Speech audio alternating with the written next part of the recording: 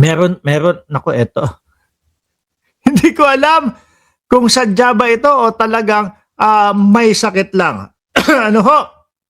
Ayan. Nakikita nyo ho ba yan, mga boss chief amo, sir? Ano ba, nakakompine ba si Bongo? Nakakompine si Bongo o nagsasakit-sakitan lang ito? Sandali lang bago ko magbigay ng komento dito o ng reaction, pakinggan ho natin. Ito, favorite ko din ito oh. Ba't di naman iniwan si Amy Marcos dyan sa... Pag nakikita ko ho ito doon sa Facebook, auto ano ako dito auto like ako dito no? Ang channel niya po is Patty Bao, mga bossing. Alam ko kakamping siya. Pero isa siya doon sa mga kakamping na alam niya na maayos yung ginagawang pagka-presidente o maayos yung ginagawang trabaho ni Bongbong Marcos. Kaya po siya ay hindi kritiko.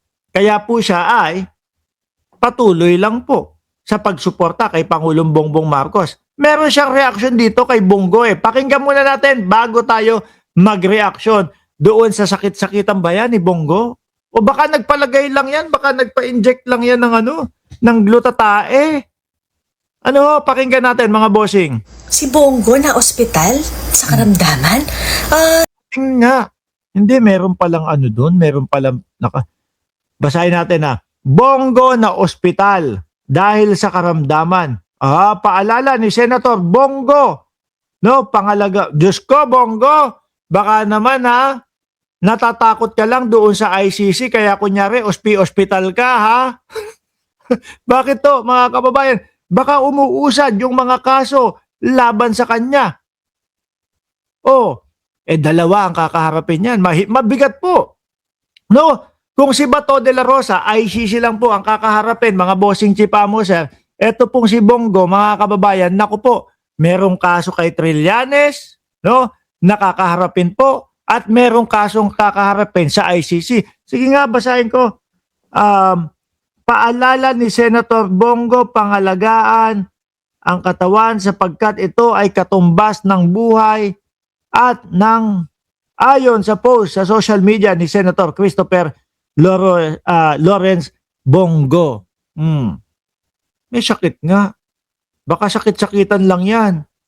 Hindi kasi alam kung saan, no? Hindi alam kung siya ba ay maooblo sa Pilipinas o siya ba ay maooblo doon sa loob ng ICC.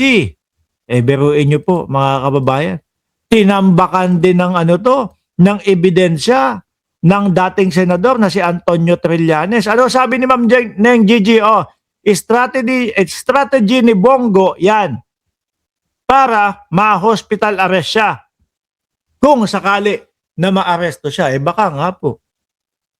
Palapit na din po ng palapit ito. Di ba? Ang sabi nga po, mga boss chief amo, sir, na si dating Pangulo nandoon po sa unang batch. Ang susunod po na batch, mga kababayan, si Bato de la Rosa po, which is ngayon po ay nagtatago na. At kasama doon sa second batch, etong si Bongo ho, mga bossing. Mark, bakit naman nadamay si Bongo doon sa crimes against humanity? Mga bossing, kasama siya dyan Di ba? Parang doon sa ipinakita ho, mga kababayan, na parang matrix po. Nandoon kasama sa ulo si Bongo ho. Parang labas pondo din si Bongo di ba? Siya din ho, mga boss chief amo, sir. Yung nagpaliwanag na ang sinasabi niya meron pa din naman po tayo noong reward system. Na kapag kapatay daw po, 1 million. Pagka nanlaban, 2 million. Pagka buhay, 500,000 lang. Kaya po kasama sa sirkulasyon ng maa-ICC po. Hindi natin alam lang kung ano ang mauuna. Si Trillanes din ang salarin, no? Kasi doon kay Bato de la Rosa, mga bossing, si Trillanes ang salarin. Dito po kay Bongo, pati po yung kaso ni Bongo, mga kababayan, yung mga conflict of interest, diyan po sa mga flood control, diyan po sa mga ghost project, si Antonio Trillanes din po. Kumbaga, mga boss chief amo, sir, kung meron po tayong executioner, no? Kung meron tayong executioner para doon sa mga Meksikano, wala pong iba kundi si dating Senador Manny Pacquiao, no? Dito po, ano tatawag natin kay Trillanes? Duterte Shushner? Ano? Oy, yung pagkakakulong ni dating Pangulong Duterte, mga bossing, si Antonio Trillanes din, ang isa doon sa tumulong at naging dahilan, naging tulay para maoblo si Duterte doon sa ICC. Sinamahan niya yung mga biktima. O di po ba? Ano ang dapat nating itawag kay Antonio Trillanes? At mukhang naiisa-isa na itong mga alagad ni Duterte. Biruin mo ha. Sabi ko nga sa inyo, dating Pangulong Duterte, oblo na. Isa sa dahilan, Antonio Trillanes. Etong si Batu de la Rosa ho, na make my day, make my day. Ang dahilan din po, kung bakit na maooblo mga kababayan, dahil din po kay Trillanes. At etong kay Bongo, ICC man, or sa Pilipinas man, yung mga flood control o mga ghost project, Trillanes pa din. Diba? Sabi ni Ma'am Neng Gigi, mukhang naka-IV fluid si Bongo, baka naghahanap ng awa sa mamamayang Pilipino. Yun nga din po ang naisip ko dyan, madam eh. No? Yun din ho ang naisip ko dyan. Yung tipo bang nagpapalagay lang po ng glutathione, si Bongo.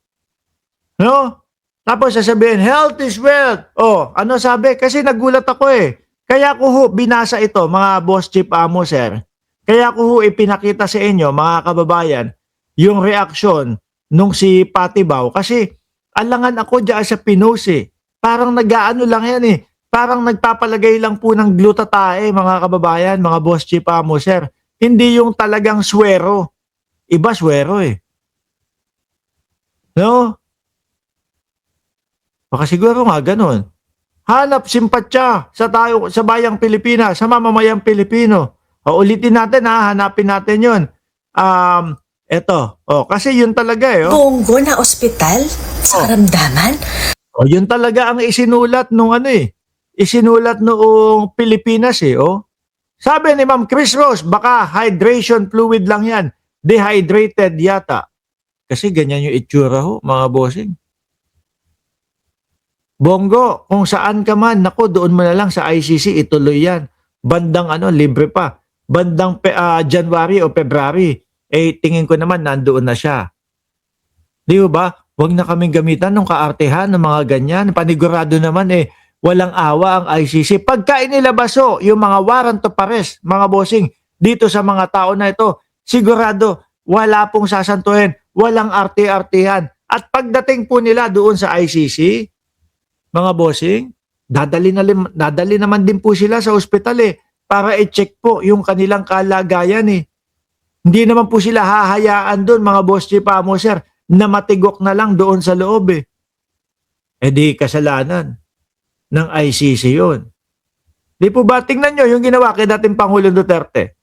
Pagkatanggap mo, mga kababayan, mismo doon sa ICC, ano ginawa? Inilabas agad after 1 oras o 2 oras para i-check yung mga vital signs ng dating Pangulong Duterte kung okay ba yung mga yung mga pressure ng dugo o yung mga ganyan. Okay naman. Pero ano po ang ginawa ng mga DDS? Pinalabas ng mga DDS na kinidnap na naman daw po ang dating Pangulong Duterte. Nuknukan po kasi naman talaga ng kasinungalingan yang mga yan na DDS.